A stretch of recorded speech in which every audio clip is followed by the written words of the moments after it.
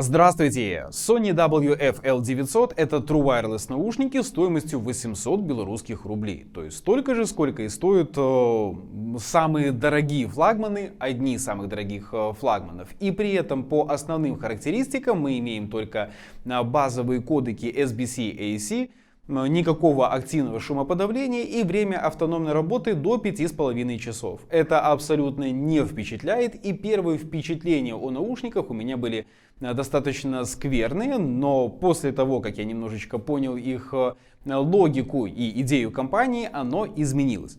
Итак, кейс здесь максимально компактный, он очень легко прячется в кулак, выполнен из приятного матового пластика, и единственное но это его открытие, то есть мало просто взять кейс и открыть. Нет, все проще оказалось, чем я думал. В общем, здесь есть клавиша, ее по-хорошему нужно нажимать для того, чтобы кейс открылся. И я каждый раз как дурак брал его, открывал, а это проблематично, потому что когда берешь наушники в достаточный хват, большим пальцем упираешься в саму крышку, не давая ее открывать, поэтому это все время было таким проблематичным методом. Но тут, оказывается, кнопкой пользоваться и не нужно. Ну ладно, это я уже тут перемудрил себе.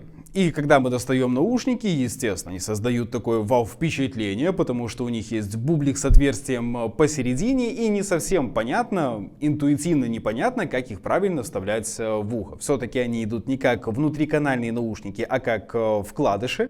Для того, чтобы бублик, который здесь присутствует, отверстие, давало вам нормально слышать то, что происходит вокруг вас. Поэтому полностью в ухо их запихивать не надо. По поводу удобства, в моем случае все хорошо. Они сидят плотно, сидят уверенно, но при этом не создают дискомфорт, они никуда не упираются. То есть мне повезло, что мое ухо подходит под данные наушники. Если бы ухо было бы меньше, то они, соответственно, давили бы. Если было бы больше, то было бы проблематично их правильно посадить. При этом есть фиксаторы дополнительные в комплекте, но они смогут лишь частично изменить ситуацию, потому что они очень мягкие, и в случае с большим ухом сильно они не помогут. В общем-то, как уже и понятно, здесь необходимо отверстие для того, чтобы лучше слышать, и наушники изначально созданы как дополнительное устройство для того, чтобы слушать музыку, разговаривать с кем-то по мессенджерам, либо же просто по телефону, при этом оставаясь в реальности, никуда от нее не уходить. То есть, как недавно уже был опыт с наушниками от One More, которые созданы по большей части не просто как универсальные ТВСки, а ТВСки для сна. Эти наушники уже позиционируются как для очень активных людей. При этом у них заявлены очень интересные характеристики, очень интересные особенности.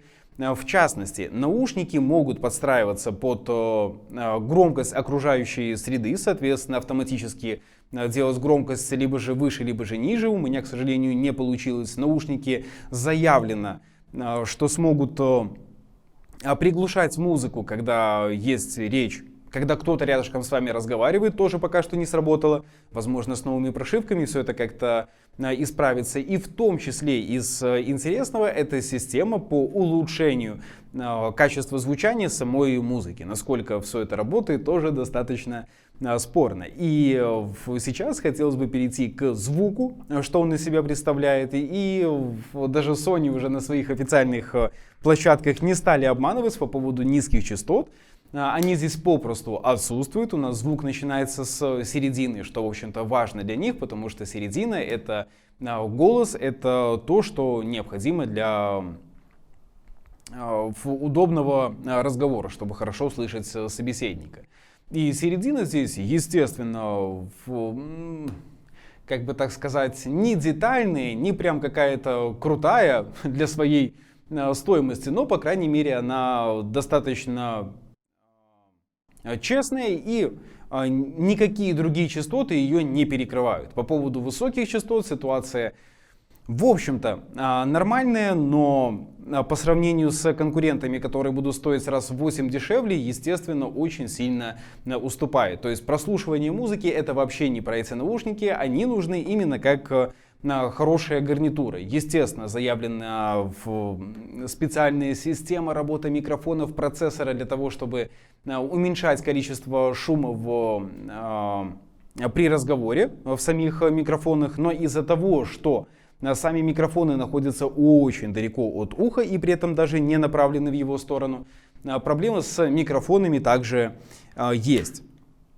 И почему изменилось мнение? То есть, если так разобраться, то взять какие-нибудь обычные Halo W1, которые стоят там около 100 белорусских рублей, и вот эти наушники за 800 белорусских рублей, по посадке Halo все-таки будут лучше, хоть там и тоже есть свои проблемы, но, по крайней мере, амбушюрами все это можно решить. В плане микрофонов они в разы лучше, в плане качества звучания также в разы лучше, и при этом в 8 раз дешевле. Так, в общем-то, чем же они хороши в таком случае, эти наушники? А хороши они тем, что Sony — это компания, которая раньше радовала своими экспериментами, своими моделями техники, которые от них не ожидали. Это банально та же PSP, это устройство, которое не похоже на то, что делалось до этого, которое стало культовым, которое стало легендарным. Это те же мини-компьютеры, которые они делали с QWERTY-клавиатурой, хотя, в общем-то, по своему размеру они смотрелись как современные смартфоны, только раз в 5 дороже. Ну, естественно, все это было во времена Windows XP, поэтому это уже было нонсенсом. Это ноутбуки 8-дюймовые Sony Vaio P, очень и очень интересные устройства. Поэтому Sony раньше умели делать эксперименты с какими-то функциями, которые в будущем оказывались полезны и прорастали во что-то больше. И то же самое заложено в эти наушники. То есть есть какая-то необычность. Их сделали с необычным дизайном, с абсолютным проникновением шумов, точнее не шумов, а звуков, которые происходят вокруг вас. Это всевозможные технологии, которые я не встречал в разных наушниках. По крайней мере, приглушение музыки при разговоре с человеком, такого я пока что не слышал. То есть автоматическая регулировка громкости, тоже такого не слышал. Понятно, что все это пока что не работает, но как бы так понятно, ну типа это нормально, но это не нормально. Но сама суть, то есть то, что осталось какое-то зерно соневское, то есть когда это была еще нормальная компания, это очень радует. Я надеюсь, что прошивками эти наушники доработают, стоимость у них все-таки спадет, потому что пока что это относительная новинка. И в таком случае это станет очень интересное устройство, которое все равно захочется приобрести, которое вот будет манить своей необычностью по сравнению с огромным количеством крайне и крайне схожих устройств. Поэтому задумка здесь прекрасная. Здесь есть работа над технологиями, но при этом не хватает реализации. Реализация получилась как-то вот на ноль. Поэтому, хотелось записать видео таким позитивным, то есть то, что Sony возвращается к чему-то нормальному, к чему-то интересному, делает какие-то продукты, о которых хочется говорить, но жаль. Я думаю, все. Вам большое спасибо за просмотр данного видео впечатления. Если вас они интересуют, вы хотите их приобрести, то по ссылке в описании сможете их найти, при этом заказать как по России, так и по Беларуси. И на этом все. Большое спасибо за просмотр. Мира, здоровья. До скорых встреч.